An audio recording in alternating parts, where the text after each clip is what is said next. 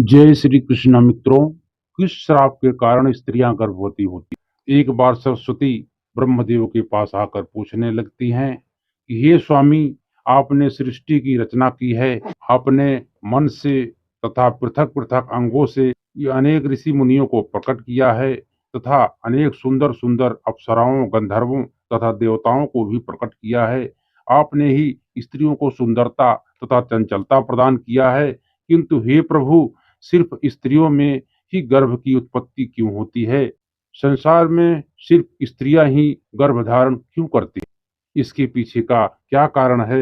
यह कष्ट स्त्रियों को ही क्यों सहना पड़ता है? इस पर ब्रह्मा जी मुस्कुराते हुए बोले, नमस्कार दोस्तों, हमारे मोटिवेशनल लाइफ चैनल में आप सभी का बहुत बहुत स्वागत।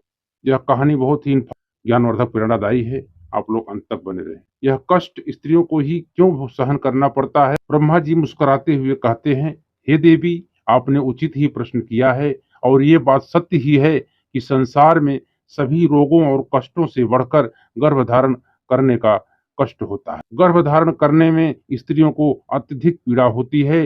इस विषय में मैं आपको एक प्राचीन रहस्य सुनाता हूँ, जिसे आप ध्यान से पूरा सुने। जो भी स्त्री इस रहस्य को सुनती है, उसे रूपवान व गुणवान पुत्र की प्राप्ति होती है। देवी सरस्वती कहती हैं, हे प्रभु, मैं इस कथा को ध्यान से सुनती हूँ, कृपया आप सुनाइए।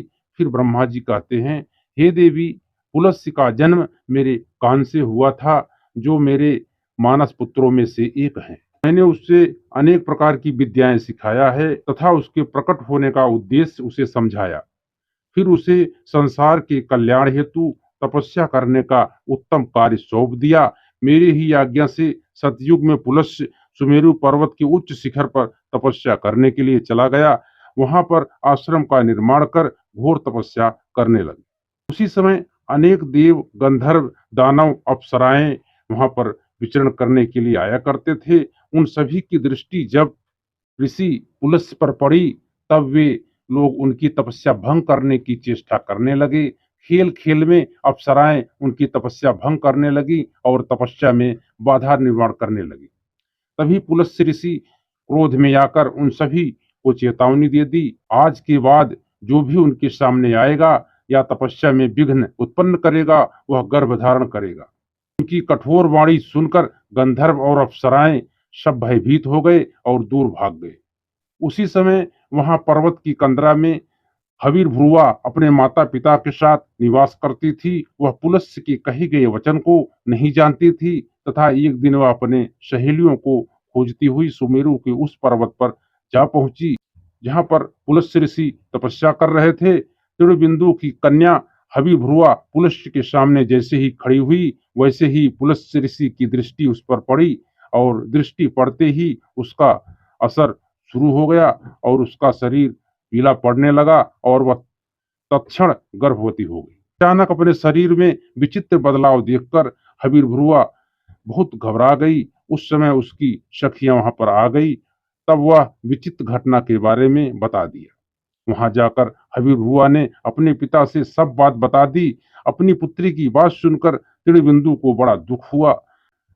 वह अपने ध्यान से देखे कि पुलस्त्य के ऋषि के शाप के कारण ही हमारी पुत्री गर्भवती हो गई है।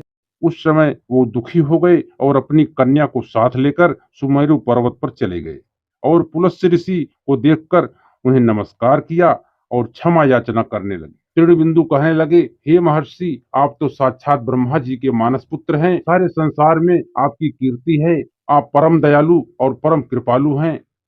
आज अनजाने में मेरी पुत्री से अपराध हुआ है। वह आपके कहे गए कथन से अनजान थी। आपके ही श्राप के कारण आज मेरी पुत्री गर्भवती हुई है। यह संसार की पहली स्त्री है जो गर्भवती हुई है। इसीलिए हे मुनिवर, अब हमारी पुत्री से कौन विवाह करेगा? इसे तो कलंक लग जाएगा। इसीलिए मैं आपसे प्रार्थना करता हूँ कि आप मेरी कन्या को पत्नी के रूप में ग्रहण कीजिए। मेरी कन्या सर्वगुण संपन्न है, उसके अंदर किंचित मात्र भी दोष नहीं है। वह अनजाने में ही आपके श्राप को ग्रहण किया है। यह सदैव ही आपकी सेवा में तत्पर रहेगी।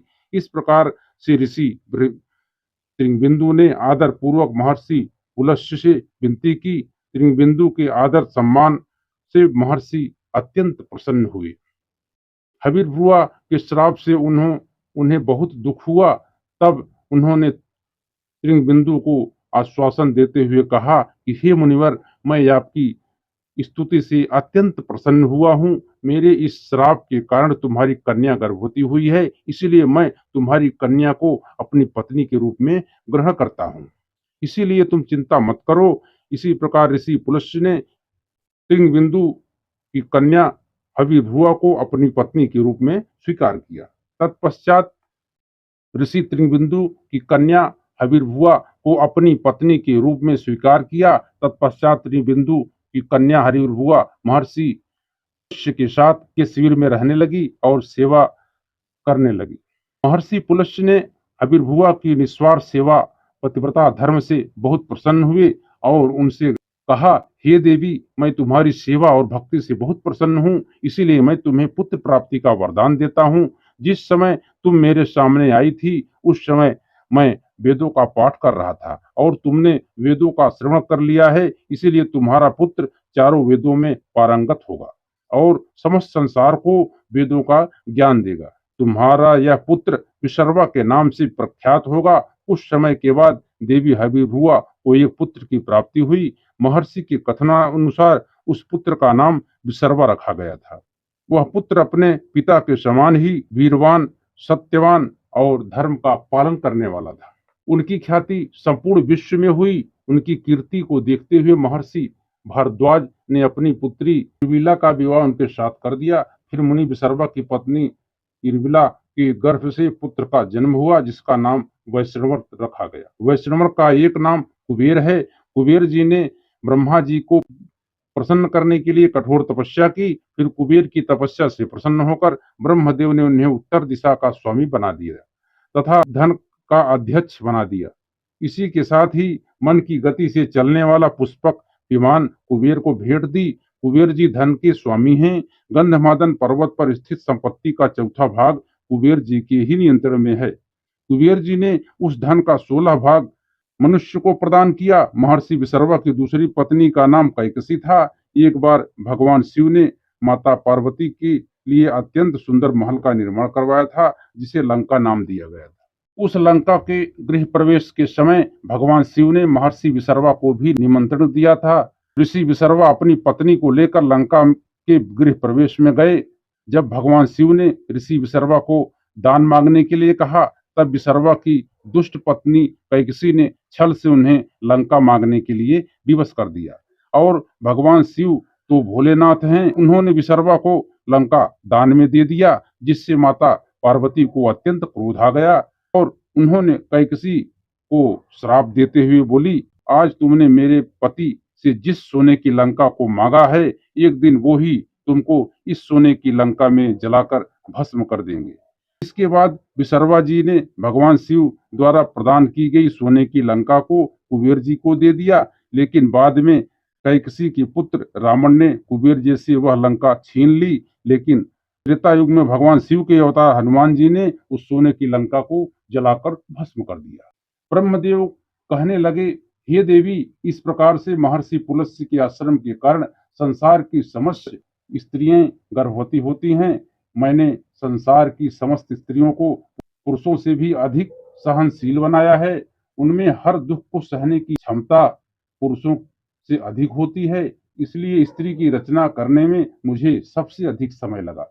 गर्भ धारण करना यह स्त्रियों के लिए श्राप नहीं, अपितु वरदान है। मैंने स्त्रियों के अंदर ममता और प्रेम का भाव डाल दिया, जिससे स्त्रियां अपने बालक का लालन पालन कर सके। इस संसार में स्त्रियों की तुलना किसी से भी नहीं की जा सकती। स्त्रियां ही इस संसार की आधार हैं, इसीलिए संसार की सर्वश्रेष्ठ रचना स्त्रियों को ही माना गया है। तो मित्रों, इसलिए महर्षि पुलस्त्य जी के श्राप के कारण ही स्त्रियां गर्भ धारण करती हैं। तो दोस्तों, वीडियो हमारा कैसा लगा? यदि वीडियो आपको अच्छा लगा हो तो एक लाइक कर देना, और चैनल में यदि आप लोग नए हैं तो चैनल को सब्सक्राइब करके बेल आइकन को जरूर प्रेस कर देना।